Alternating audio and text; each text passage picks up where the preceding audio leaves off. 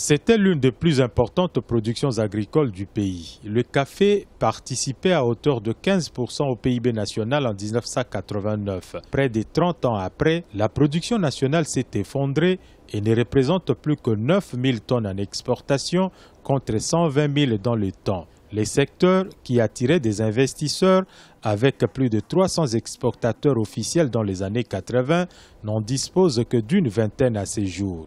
La recherche agronomique était paralysée et il n'y avait plus de financement pour tout ce qui concernait les campagnes des achats.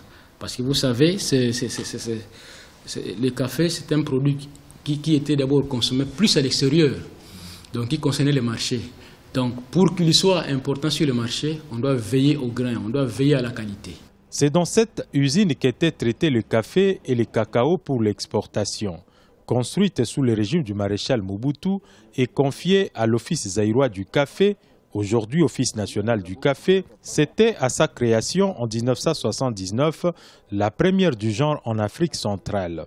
La léthargie dans laquelle le secteur est plongé a presque stoppé son activité. L'usine reste intacte, sauf il y a des petites pannes qu'on vient, il n'y a pas des mois de dépanner, mais l'usine fonctionne très bien. Question seulement que notre politique caféière soit améliorée pour qu'on puisse faire tourner l'usine convenablement.